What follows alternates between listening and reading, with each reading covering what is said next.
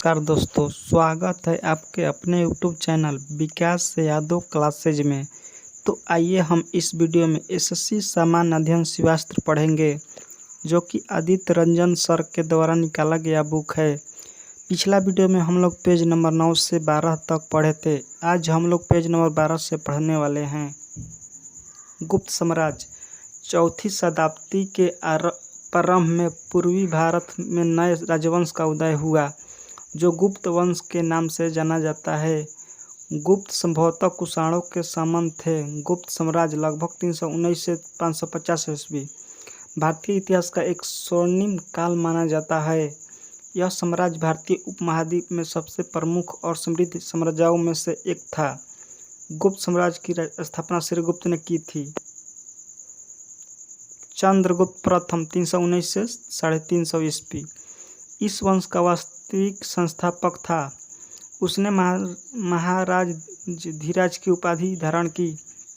उसने एक नया संवत गुप्त संवत चलाया। इस संवत को बल्लवी संवत भी कहते हैं। इसकी राजधानी पाटलिपुत्र थी।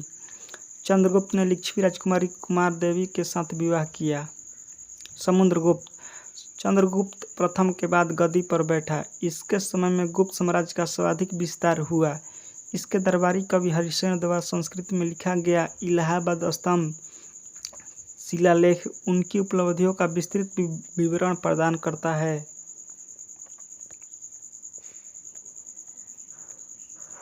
इसने कविराज की उपाधि धारण की। यह वीणा प्रेमी था। उसके कुछ सिक्कों पर उसे वीणा बजाते हुए दिखाया गया है। विंसेंट स्मिथ ने समुद्रगुप्त को भारत का नेपोलियन कहा है। चंद्रगुप्त द्वितीय। इनसे पूर्व एक निर्बल शासक रामगुप्त का उल्लेख मिलता है, जिसे पदच्युत कर चंद्रगुप्त द्वितीय गद्दी पर बैठा। चंद्रगुप्त द्वितीय का काल गुप्त साम्राज्य का स्वर्ण युग माना जाता है। दक्षिणी दिल्ली में महरौली स्थित लौह स्तंभ में चंद्र नामक शासक की विजयों का उल्लेख मिलता है। उसने विक्रम तथा परम भागवत जैसी उपाधियों धारण की। शकों पर विजय के उपलक्ष्य में उन्होंने विक्रमादित्य की उपाधि धारण की तथा चांदी के सिक्के चलाए। उसने उज्जैन को अपनी दूसरी राजधानी बनाया। चंद्रगुप्त के दरबार में 9 विद्वानों की एक मंडली निवास करती थी, जिसे 9 रत्न के नाम से जाना जाता था। पहला कालिदास, दूसरा धन्वंतरी, तीसरा बेताल भट्ट, चौथा अमर सिंह, पांचवा शंकु, छठवां बरूची, सातवां छपड़क, आठवां वराह मिहिर, 9वां घटपड़। उसने अपनी बेटी प्रभावती का विवाह वाकाटक शासक रुद्रसेन द्वितीय से किया। चीनी बौद्ध यात्री फहियान चंद्रगुप्त द्वितीय के शासनकाल में भारत आया। कुमारगुप्त प्रथम। यह चंद्रगुप्त तथा ध्रुव देवी की संतान था, जिसने सर्वाधिक लंबे समय तक शासन किया। इसने गढ़वा अभिलेख में इसे परम भागवत कहा गया है। इसने नालंदा विश्वविद्यालय की स्थापना कराई। गुप्त शासकों में सर्वाधिक अभिलेख एवं सर्वाधिक सिक्के कुमारगुप्त के मिले हैं। वत्स भट्टी कुमारगुप्त प्रथम का दरबारी कवि था, जिसने प्रसिद्ध मंदसौर प्रस्ती की रचना की थी। स्कंदगुप्त 455 से 467 ईस्वी इस वंश का अंतिम महान शासक था। इसके समय में हुणों का आक्रमण हुआ था, जिसे रोकने में यह सफल रहा। हुणों मलचनों पर स्कंदगुप्त की विजय वर्णन जूनागढ़ अभिलेख में किया गया है। इसने चंद्रगुप्त मौर्य द्वारा गिरनार पर्वत पर निर्मित सुदर्शन झील का पुनरुद्धार कराया। गुप्त वंश का अंतिम महान शासक कुमारगुप्त तृतीय तथा इस वंश का अंतिम शासक विष्णुगुप्त था। गुप्तकालीन भानुगुप्त के एरण अभिलेख 510 ईस्वी से सती प्रथा का प्रथम पुरातात्विक साक्ष्य प्राप्त हुआ है। गुप्तकालीन प्रशासन। गुप्त युग से प्रशासन में विकेंद्रीकरण की प्रवृत्ति देखने को मिलती है। गुप्त शासकों ने महाराज धीराज, परम भट्टारक, परमेश्वर आदि बड़ी बड़ी उपाधियों धारण की। साम्राज्य का विभाजन भुक्तियों में हुआ। इस पर उपरिक या उपरिक महाराज नामक अधिकारी नियुक्त किया जाता था। श्रेणी के प्रधान को ज्येष्ठक कहा जाता था। गुप्त काल में नगर पालिकाओं के अस्तित्व के प्रमाण भी हैं। गुप्त काल में उज्जैन सर्वाधिक महत्वपूर्ण व्यापारिक केंद्र था। गुप्त राजाओं ने सर्वाधिक स्वर्ण मुद्रा जारी की। इनकी स्वर्ण मुद्राओं को अभिलेख में दीनार कहा गया है। सिंचाई के लिए रहट या घंटी यंत्र का प्रयोग होता था। गुप्तकालीन के प्रमुख मंदिर और स्थान: देवगढ़ का दशावतार मंदिर, ललितपुर, उत्तर प्रदेश। तिगवा का विष्णु मंदिर, जबलपुर, मध्य प्रदेश। सिरपुर का लक्ष्मण मंदिर, सिरपुर या श्रीपुर, छत्तीसगढ़। नचना कुठार का पार्वती मंदिर, पन्ना जिले का अजयगढ़, रियासत। भीतरगांव का मंदिर, कानपुर, उत्तर प्रदेश। भुमरा का शिव मंदिर, सतना, मध्य प्रदेश। गुप्तोत्तर काल: गुप्त वंश के पतन के साथ साथ अनेक क्षेत्रीय राजवंशों का उदय हुआ, जिससे भारत के राजनीतिक इतिहास के विकेंद्रीकरण और क्षेत्रवाद का प्रारंभ हुआ। उत्तर भारतीय राज्य: कनौज के मौखरी। इस वंश की स्थापना हरिवर्मा ने की। मौखरी शब्द का सर्वप्रथम उपयोग पाणिनि की अष्टाध्यायी में मिलता है। इस वंश का अंतिम शासक ग्रहवर्मा था, जिसने थानेश्वर के प्रभाकर वर्धन की पुत्री राजश्री से विवाह किया। मालवा के शासक देवगुप्त ने गृहवर्मा की हत्या कर दी। थानेश्वर का पुष्पभूति: इन्होंने गुप्तों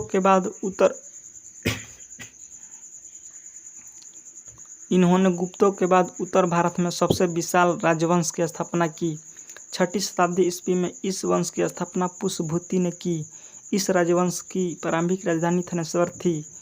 इस राजवंश में 3 प्रभावशाली शासक हुए, प्रभाकर वर्धन और उनके 2 पुत्र राज्यवर्धन और हर्षवर्धन। इस वंश का महानतम शासक हर्षवर्धन था। हर्षवर्धन ने 606 ईस्वी में अपने राज्यारोहण के साथ ही हर्षवंश का प्रारंभ किया। हर्षवर्धन ने शासक बनने के बाद अपने भाई राज्यवर्धन के हत्यारे गौड़ शासक शशांक की हत्या कर दी तथा अपनी बहन राजश्री को उसके पति गृहवर्मा की हत्या के बाद उसे सती होने से बचाया। हर्षवर्धन बहन राजश्री को लेकर कनौज लौटे तथा अपनी राजधानी थानेश्वर से कनौज स्थानांतरित की। चीनी यात्री ह्वेनसांग हर्षवर्धन के शासनकाल में भारत आया। उसे यात्रियों का राजकुमार कहा जाता है। वह नालंदा विश्वविद्यालय में पढ़ने एवं बौद्ध ग्रंथ संग्रह करने के उद्देश्य से भारत आया था। उसने अपना यात्रा विवरण सियुकी में किया है। हर्ष के समय में प्रयाग में प्रति 5वें वर्ष के एक समारोह आयोजित किया जाता था, जिसे महामोक्ष परिषद कहा जाता था। ह्वेनसांग 643 ईस्वी में छठे महोत्सव में शामिल हुआ था।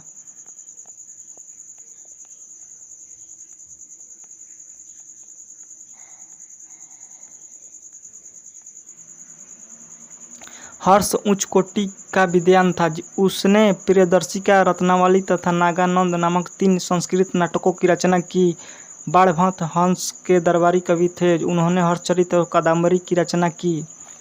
त्रिपक्षीय संघर्ष: हर्ष की मृत्यु के बाद कनौज पर यशोवर्मन नामक शासक का अधिकार हुआ। वह एक कुशल शासक तथा विद्वान था। यशोवर्मन की मृत्यु के बाद कनौज पर आधिपत्य को लेकर 3 महाशक्तियों में संघर्ष प्रारंभ हुआ, जो त्रिपक्षीय संघर्ष कहलाता है। यह संघर्ष 8वीं शताब्दी के अंत में शुरू होकर लगभग 150 वर्षों तक चला। ये 3 शक्तियाँ थीं, गुर्जर, प्रतिहार, पाल तथा दक्षिण के राष्ट्रकूट। त्रिपक्षीय संघर्ष में अंततः गुर्जर प्रतिहारों की विजय हुई। गुर्जर प्रतिहार वंश: अग्निकुंड से उत्पन्न 4 राजपूत वंश प्रतिहार, चालुक्य, चौहान तथा परमार थे। इसमें सर्वाधिक प्रसिद्ध प्रतिहार वंश था, जिसे गुर्जर प्रतिहार भी कहा जाता है। इस वंश का प्रथम महत्वपूर्ण शासक नागभट्ट प्रथम था।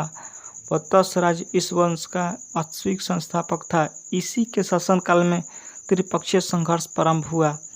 इस वंश के शासक मिहिर भोज के शासनकाल में अरब यात्री सुलेमान भारत आया। भोज वैष्णव धर्म का अनुयायी था। उसने आदिव राज तथा प्रभास जैसी उपाधियां धारण की। गढ़वाल वंश: प्रतिहारों के पतन के बाद चंद्रदेव ने कनौज एवं बनारस में गढ़वाल वंश की नींव डाली। गोविंद चंद्र इस वंश का महत्वपूर्ण शासक था। इस वंश के अंतिम शक्तिशाली शासक जयचंद्र था, जिसकी पुत्री का अपहरण करके दिल्ली व अजमेर के चौहान शासक पृथ्वीराज चौहान तृतीय से विवाह कर लिया था। 1194 ईस्वी में चंदावर के युद्ध में मोहम्मद गौरी ने इसे पराजित किया तथा इसकी हत्या कर दी। चौहान वंश: चंद्रबरदाई ने चौहानों की उत्पत्ति अग्निकुंड से बताई। 551 ईस्वी में वासुदेव ने शाकंभरी के चौहान राज्य की स्थापना की। इस वंश का सबसे शक्तिशाली शासक विग्रहराज चतुर्थ था। इस वंश के शासक पृथ्वीराज चौहान तृतीय को हिंदू गौरव का अंतिम सूर्य कहा जाता है।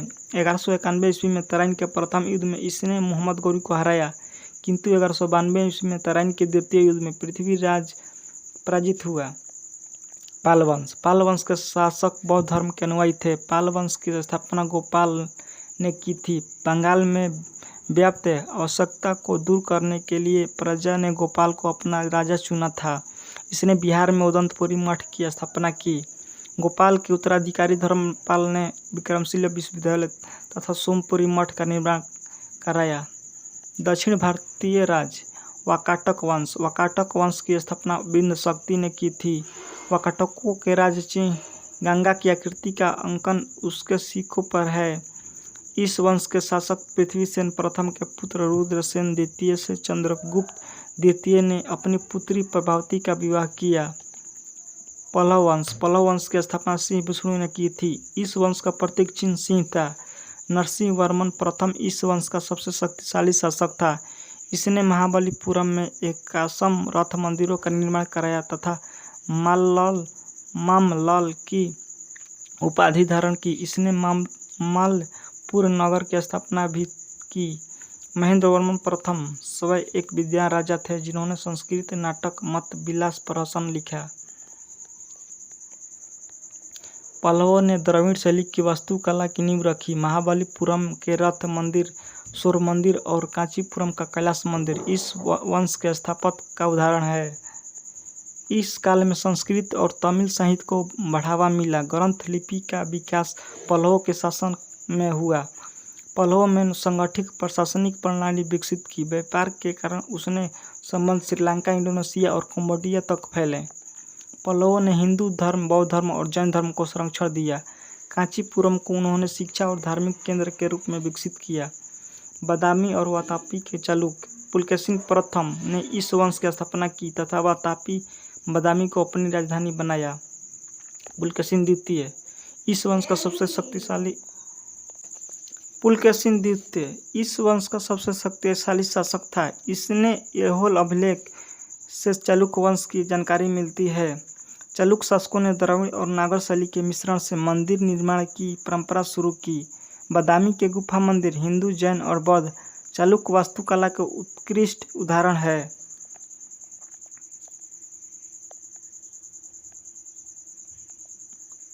चालुक्य ने हिंदू धर्म में विशेष रूप से शैव और वैष्णव धर्म, जैन धर्म और बौद्ध धर्म को संरक्षण दिया।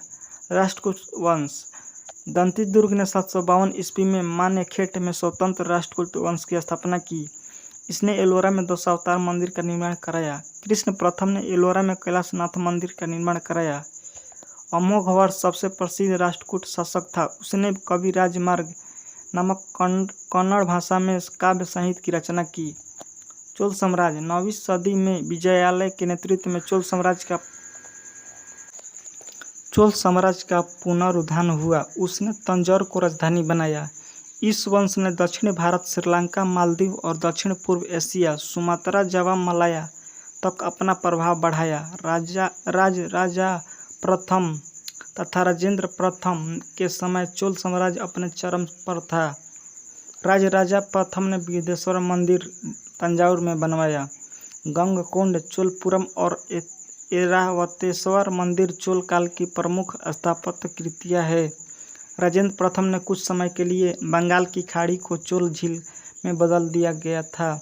उसने कावेरी नदी के मुहाने के पास एक नई राजधानी का निर्माण कराया और इसे गंगईकोंड चोलपुरम नाम दिया तथा गंगईकोंड चोल की उपाधि धारण की थी।